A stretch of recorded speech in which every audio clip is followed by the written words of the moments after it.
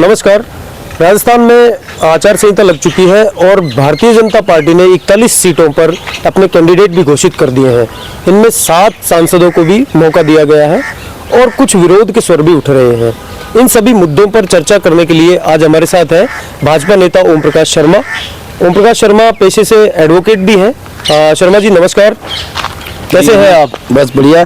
जैसे कि सबसे पहले तो मैं मीडिया न्यूज और आपकी पूरी टीम को बधाई देता हूं कि आपने मुझे अपने चैनल पर आमंत्रित किया। जी धन्यवाद।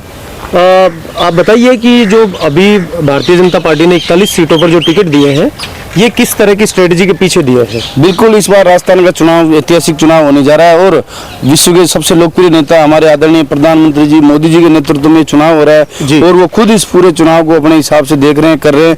पूरी उनकी रणनीति के हिसाब से चुनाव हो रहा है और जो आपने देखा होगा कि टिकट वितरण भी उन्हीं के हिसाब से हो रहा है। नए चेहरों को मौका मिल रहा है, पार्टी अपने हिसाब से चुनाव लड़ रही है। जी, तो इनमें 7 सांसदों को भी मौका दिया गया है। ये किसी विशिष्ट उसके पीछे रणनीति है या कोई और बात है?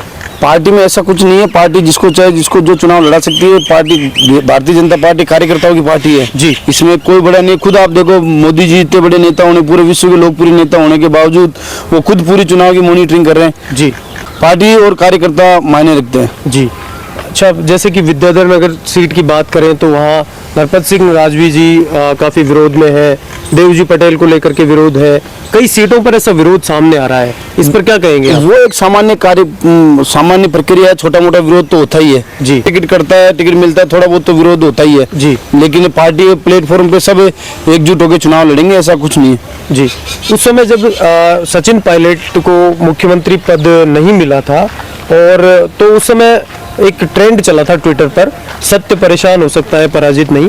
इसी तरह से बीजेपी के कार्यकर्ताओं का भी इस समय एक ट्रेंड चल रहा है कि मैंने ईमानदारी से मेहनत की थी और इसके बाद में कुछ जो आपके कैंडिडेट्स हैं वो बागी होने का चांस है। ऐसा आपको क्या लगता है? नहीं, ऐसा कुछ नहीं है। भारतीय जनता पार्टी में सिर्फ कार्यकर्ताओं की ही चलती है और जो पार्टी नेतृत्व तय करता है सब एकजुट होकर काम करते हैं जी। लेकिन भारतीय जनता पार्टी का अपने आप का एक काडर है और उस कोडर के हिसाब से पूरा चुनाव होगा और बाकी मिलजुल कर बैठकर सारे छोटे मोटे जो है वो विरोध के स्वर है उनको सब बैठकर प्लेटफॉर्म पे सब सही हो जाएगा और एकजुट होकर पूरी ताकत के साथ पार्टी चुनाव लड़ रही है इस बार। जी।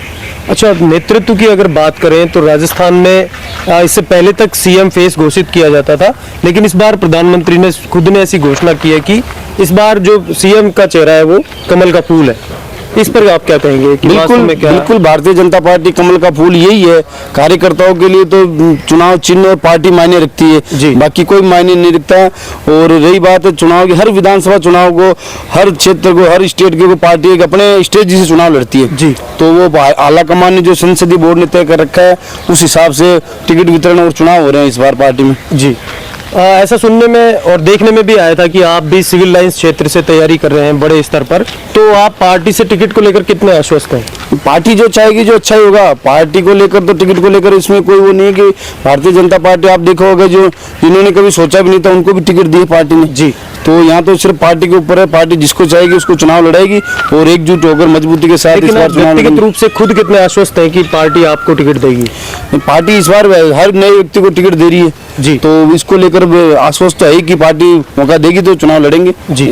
सोशल मीडिया पर इस समय ऐसा भी ट्रेंड चल रहा है कि विरोध को देखते हुए पार्टी कुछ सीटों पर प्रत्याशी चेंज करेगी, क्या ऐसा है वास्तव में? ये पार्टी का काम है, इसमें मैं ज्यादा बता नहीं सकता वो, क्योंकि ये तो पार्टी तय करेगी, संसदीय बोर्ड तय करेगा पार्टी का।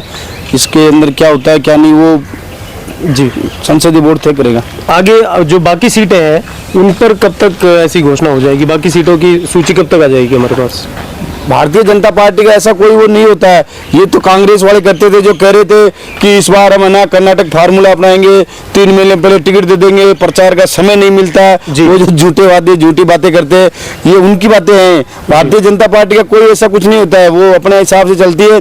ये तो कांग्रेस की थी जो कह रहे थे कि 3 महीने पहले हम टिकट दे देंगे और अभी तक भी उनका कुछ नहीं हो रहा है ये जी। तो अच्छा, जो कांग्रेस के को लेकर के ये खबरें आ रही है कुछ मीडिया में कि कांग्रेस बीजेपी के कैंडिडेट्स को देखते हुए कुछ अलग तरह की रणनीति पर काम कर रही है, आपका क्या मानना है? कुछ ही नहीं है। कांग्रेस ने सिर्फ बातें बातें करी है, जनता को भटकाने का काम किया, चाहे टिकट को लेकर हो, चाहे वो हो। ये 50-50 की सरकार है। 5 साल ऐसे इन्होंने झूठे वादे कर करके एक तुष्टिकरण की राजनीति करके पूरे प्रदेश को आज इतना पीछे धकेल दिया कि अपन सोच भी नहीं सकते, और राजस्थान का बहुत बेड़ा गर्क कर दिया। तो कांग्रेस पार्टी ने तो बहुत, और वो तो बातें करते हैं, उन्होंने क्या जनता का एक ध्यान रखा कि हर तरह की नई नई बात करना, तो ऐसा कुछ नहीं है।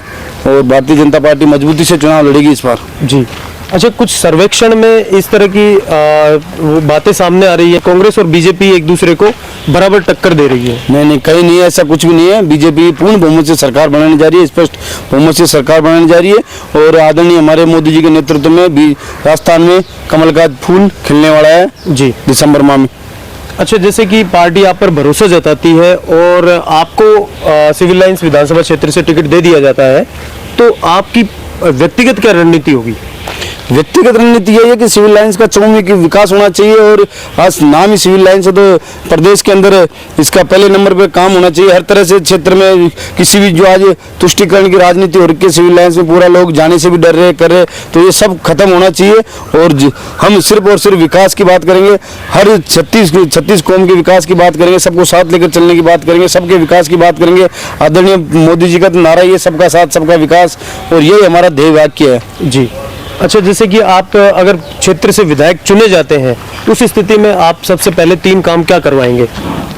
3 काम तो ये जो भ्रष्टाचार हुआ 5 साल में पूरा जी, इसका जो भी फाइलें हुई है भ्रष्टाचार की, वो बिल्कुल उनके ऊपर कार्रवाई होगी, और जो तुष्टिकरण की राजनीति ये खत्म होगी। और सिविल लाइंस विधानसभा में जो आज भय का माहौल है, अराजकता माहौल है, आज कोई आदमी मकान नहीं बना सकता, अफसरशाही हावी हो रखी है पूरी, तो ये अफसरशाही को बिल्कुल ये 0 टॉलरेंस पे काम किया जाएगा। और अफसरशाही लोकतंत्र है, तो लोकतंत्र में तो जनता की आवाज होनी चाहिए। आज जनता डरी सहमी हुई है, तो ये डर खत्म किया जाएगा। जी। अच्छा, आप अगर पार्टी आपको टिकट नहीं देती है, उस स्थिति में क्या आप निर्दलीय रूप में चुनाव लड़ने जाएंगे, क्या करेंगे? नहीं, ऐसा कुछ नहीं है। पार्टी का आदेश सर्वोपरि होता है, पार्टी का आदेश मान्य होता है, और पार्टी जो निर्णय लेती है वो सोच समझ के लेती है, अच्छा निर्णय लेती है। पार्टी पे पूरा भरोसा है। शुभकामनाएं आपको।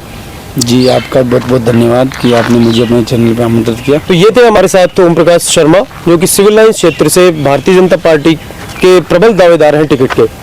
नमस्कार, इसी तरह की खबरों के साथ हमारे साथ जुड़े रहिए, हमें सब्सक्राइब कीजिए। धन्यवाद।